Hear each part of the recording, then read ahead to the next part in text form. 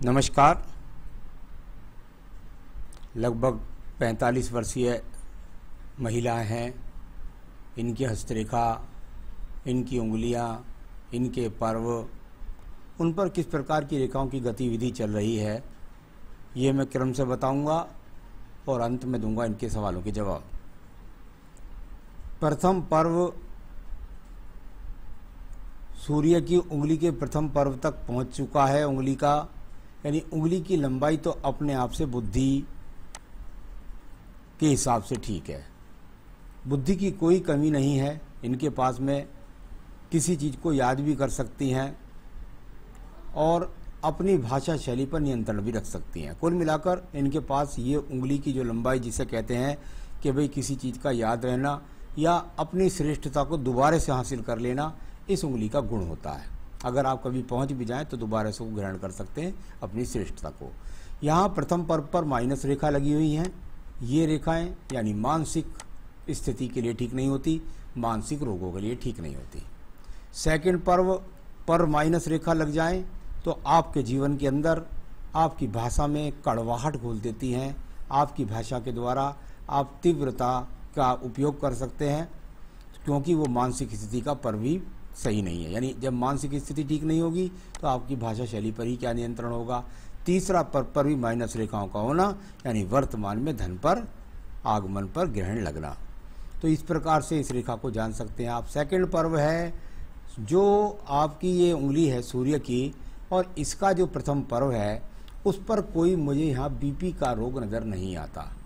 कुल मिलाकर छोटी मोटी रेखाएं हैं। हो सकता है कुछ आंखों पर थोड़ा बहुत आंखों पर नंबर लग गया हो चश्मे का, ऐसा लगता है। सेकंड पर्व जाना जाता है राज्य सरकार से संबंधित कार्यों को लिए। वहाँ पर भी माइनस रेखाएं, यानी राज्य सरकार से किसी भी प्रकार का सहयोग की ये रेखाएं हैं, यहाँ पर नहीं है। यानी कोई भी और आपको राज्य सरकार से संबंधित सहयोग नहीं मिलेगा। कभी कभी प्राइवेट सेक्टर में भी सहयोग नहीं मिलता।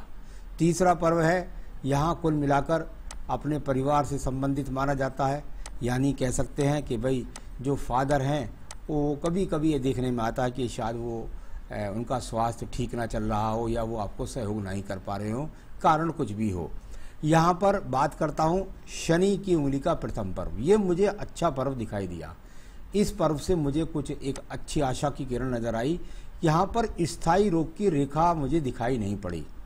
स्थायी रोग की रेखा जब यहाँ पर माइनस रोग रेखाएं पड़ जाएं, जैसी और दिखाई दे रही थी राहु रेखाएं और पर्वतों पर, तो आपके जीवन के अंदर वो स्थायी रोग हो जाता है।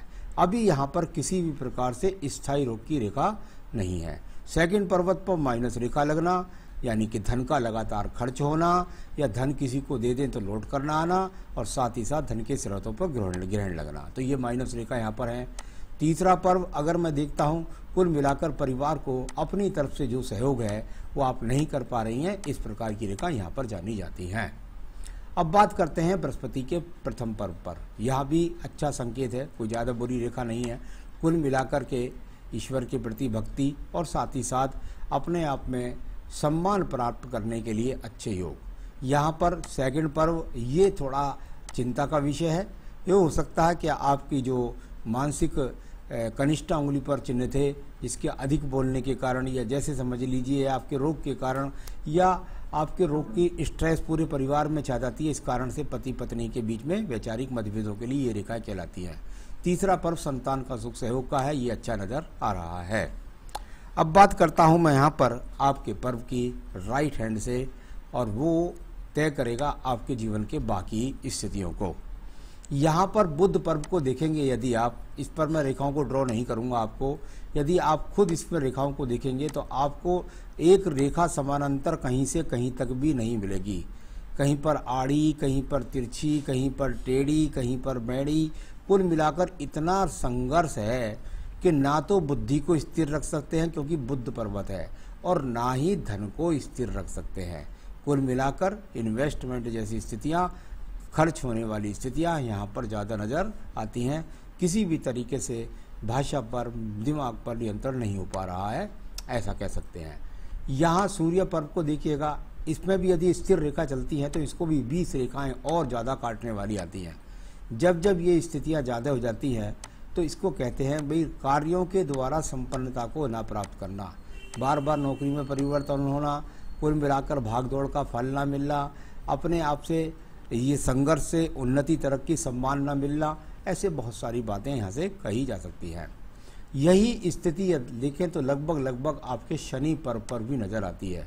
यहाँ यदि आप देखेंगे तो आपको वही स्थिति नज़र आएगी कि रेखाएं तो ऊपर को चलती हैं, सम्मान तो मिलता है, भगवान की कृपा से घर का संपन्नता को बनाने के लिए वो चलती है, लेकिन जब इतनी सारी कंटक रेखाएं बन जाएं, एक कंटक रेखा का मतलब होता है एक रेखा से बहुत सारी रेखाओं का आपस से निकलना, तो जब इतनी सारी रेखाएं, बहुत सारी शाखाएं निकलने लग जाएं एक पर्वत से एक रेखा पर, तो उसको कहते हैं कि भाग्य का कंटक रेखाओं का बनना। इसका मतलब भाग्य का ऊर्जित होने के लिए लगातार संघर्ष। अब बात करता हूं मैं बृहस्पति पर्व के लिए। अच्छी बात है कि बृहस्पति पर्व से बहुत सारी रेखाएं जो शनि पर्व की तरफ देखने का प्रयास करती हैं। जब जब बुद्धि का बृहस्पति पर्व शनि पर्व को देखता है तो आपके अंदर टैलेंट देता है, आपके अंदर अच्छी याददाश्त देता है, उसके लिए आप धन के आगमन बनाते हैं। लेकिन इनका स्थिर ना होना आपको नौकरी पर स्थिर नहीं रहने देता, टूट टूट कर चले तो ये आप कह सकते हैं कि बिखराव के साथ ही जॉब का प्राप्त होना।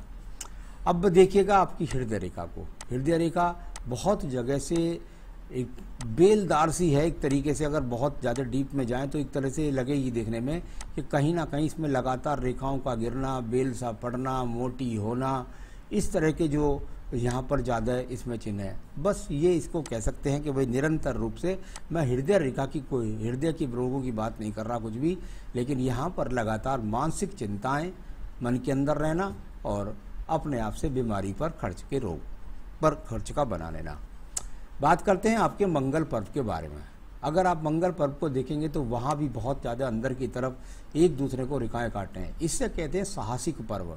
और साहसिक पर्व पर जब रेखाएं इलझ जाएं, आपस में उलझा हो जाए, आपस में गुच्छा बन जाए, तो इस गुच्छा बनने का मतलब ये होता है कि आप अपने आप को संघर्ष से निकालने की कोशिश करती हैं, लेकिन बार बार उस ज्वर में जाकर फंस जाती हैं।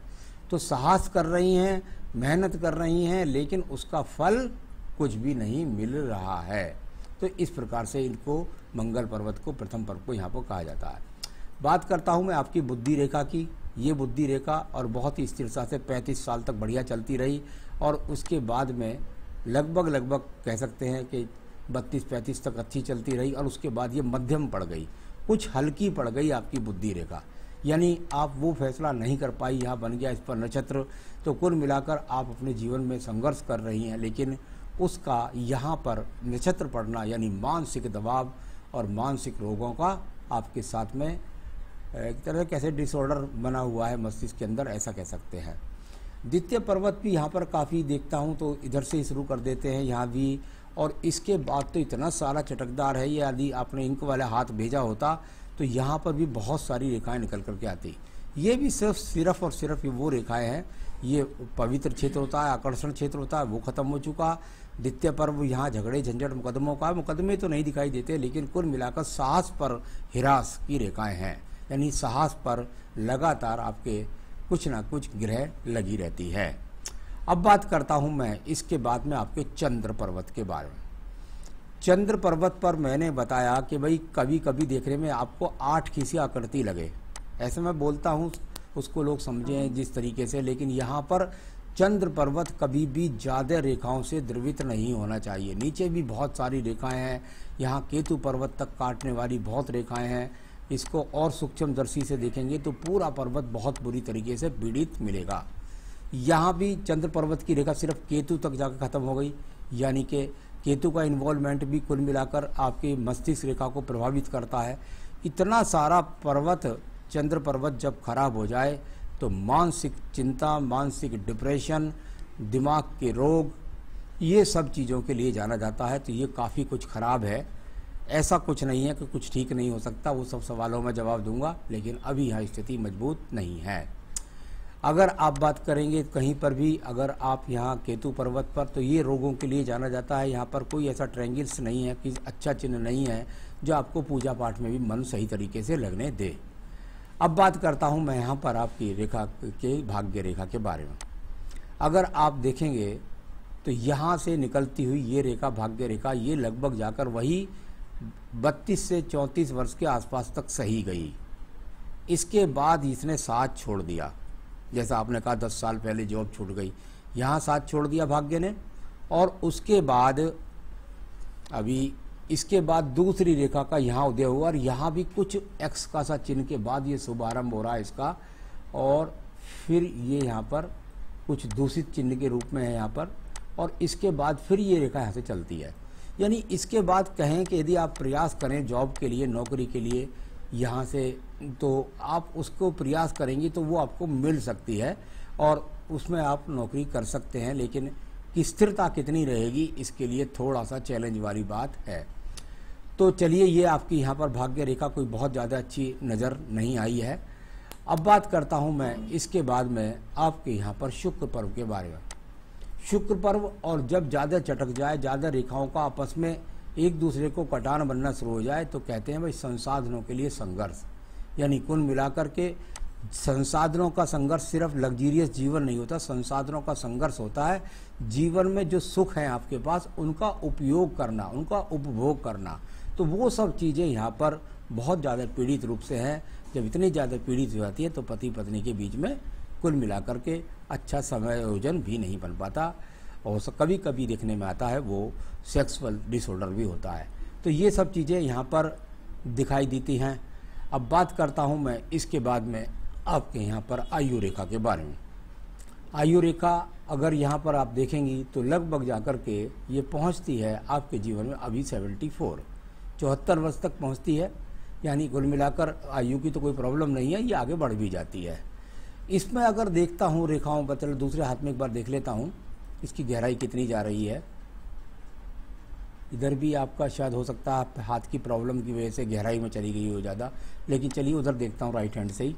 तो यहाँ पर अगर मैं देखता हूँ तो बहुत गहरी नज़र आती है जैसे आयु रेखा, और उसके आसपास काफ़ी रेखाएं काटने वाली भी है। तो चलिए संसाधनों के लिए संघर्ष है, ये दिखता है काफ़ी कुछ हाथों के अंदर। तो आयु रेखा आपकी मैंने बताई। अब मैं बताऊँगा आपको आपके सवालों पर जवाब। तो जैसा आपने पूरा 10 साल से जो है बीमारी से बहुत परेशान हूँ वो दिखाई भी दिया। भाग्य रेखा ने आपका साथ छोड़ा 10 साल पहले, लगभग मैंने एज बता दिया आपको 32 से 34 वर्ष की आयु में। और उसके बाद आपकी बीमारी ने आपको पकड़ा और उसने आपको दिमाग को बिल्कुल मैंने देखा भी, बुद्धि का क्षेत्र भी देखा, आपका चंद्र क्षेत्र भी देखा, काफ़ी क्षेत्रों से पता लगा कि हाँ वास्तव में कोई गंभीर बीमारी है। ऐसा तो नहीं था कि मैं बता पाता कि मल्टीपल स्क्लेरोसिस है, लेकिन बहुत सारी गंभीर बीमारी दिखाई हाथ में दी तो वो मैं बता सकता था। तो चलिए जो भी है आपके पास, आपकी बहुत दवाई भी कर रही हैं, अब ठीक नहीं हो रही हैं।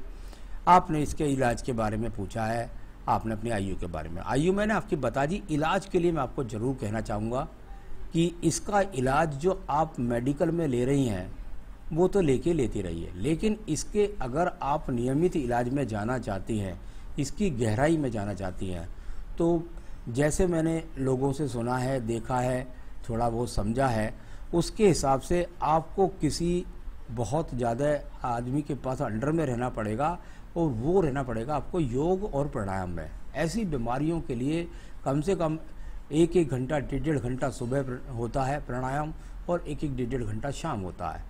उसमें ख़ास तौर से अनुलोम विलोम की ही गतिविधि 1-1 1.5 घंटा सुबह शाम रहती है। लेकिन फिर भी किसी अच्छे योग्य जो आपके विशेषज्ञ हैं, आप चाहें तो किसी से भी, चाहे रामदेव से या किसी से भी अच्छे योग्य से जिससे मिल सकते हैं, और वहीं से अगर आप इसका इलाज कराएंगी तो आप विश्वास मानिए ये हाथ की रेखाएं सब फुर हो जाएंगी, एकदम उड़ जाएंगी और बिल्कुल आपका स्वस्थ जीवन हो जाएगा। तो उसमें जाना पड़ेगा, वहीं से आपका ये बात बनेगी। उसमें आपको काफ़ी मेहनत करनी पड़ेगी योगा प्राणायाम के अंदर। चल अब आपने पूछा है इसके बाद में कठोर वचन हो जाता है मेरा, तो वो तो देखिए आपकी कोई विशेष बात नहीं है, आप करते नहीं हैं कठोर वचन। बात यह है जब इस तरह की बीमारी में हो जाता है तो आदमी कठोर का उपयोग कर जाता है, और वो सब परिवार के साथ भी कर जाता है, उससे थोड़ा सा पति के साथ भी कठोरता हो जाती है। तो ये इसमें कोई सी बात नहीं है, वो सब समझते होंगे कि भाई आप बीमार हैं इसलिए ऐसा बोल जाती है, आपका अपने दिमाग पर कंट्रोल नहीं रहता, तो वो हो जाएंगे ठीक, उसकी चिंता कुछ ना करें।